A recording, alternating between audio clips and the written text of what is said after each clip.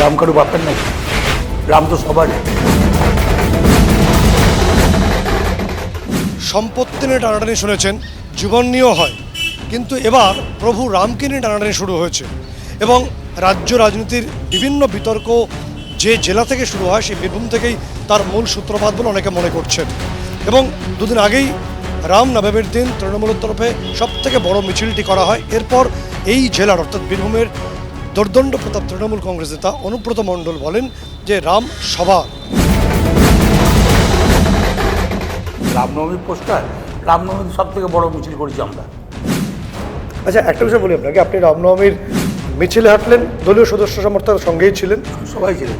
তাহলে অনেকেরা বলছেন যে রাম কি এবার শিবির বদল করে ফেললো? কে বললো রাম কারু বাপের নাকি? রাম কারু বাপের নাকি? রাম তো সবারই। অর্থাৎ রাম কোনো নির্দিষ্ট রাজনৈতিক দলের নয় এবং তৃণমূল কংগ্রেসের একাধিক বিধায়ক দাবি করেন যে রামকে নিয়ে রাজনীতি করা হচ্ছে। রামনবমী প্রত্যেক বছরই হয় এবং রামনবমীতে সব দলের লোকেরাই পার্টিসিপেট করেন, কারণ এটা ধর্মীয় অনুষ্ঠান। যারা বিজেপি যারা ধর্মের সঙ্গে রাজনীতিকে মেশায়, আমাদের বক্তব্য একটাই যে প্রভু রামকে নিয়ে যেন রাজনীতি না করা হয়। কিন্তু আদতে পশ্চিমবঙ্গে এসে প্রভু রাম কার? রাম সবার, কেউ যে যেমনভাবে নেবে ওনাকে। রাম সবারই, কিন্তু মেনলি বিজেপির হচ্ছে। রাম হিন্দুদের না, কোনো ধর্মের না, কোনো পার্টির নয়। আচ্ছা, একটা বিষয় জানার চেষ্টা করব, এই যে বোলপুরে দেখলাম বিশাল একটা মিছিল হলো রামনবমীর দিন, বড় মিছিল হলো, রাম কার অ্যাকচুয়ালি? রাম একটা দেবতা হিন্দুদের, এটা বাড়ি কোনো কালার নয়, এটা মানুষের ভুল বোঝাচ্ছে। রাম হচ্ছে একটা দেবতা। দাদা, রাম কার? রাম সবারই, তো মহাপুরুষ, সবারই জন্য। রাম কার?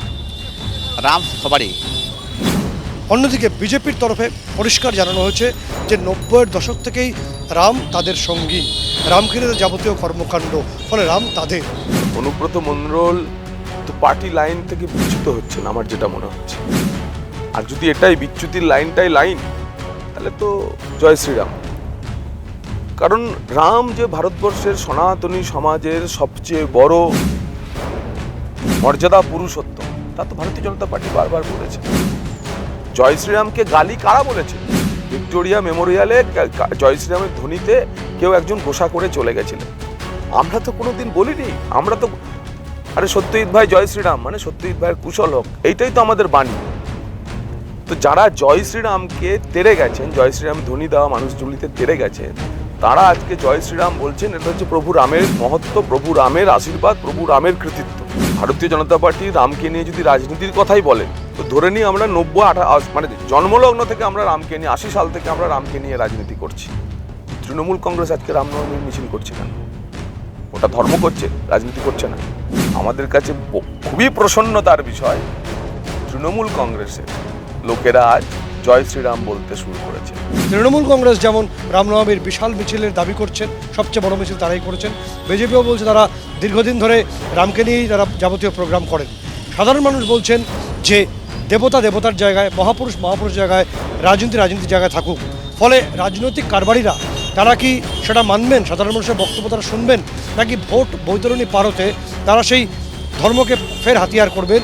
তা নিয়ে সাধারণ মানুষের মধ্যেই বড় করে প্রশ্নচিহ্ন রয়েছে। ক্যামেরায় সুরজিৎ প্রামাণিকের সঙ্গে সত্যজিৎ মুখোপাধ্যায়, সিএন।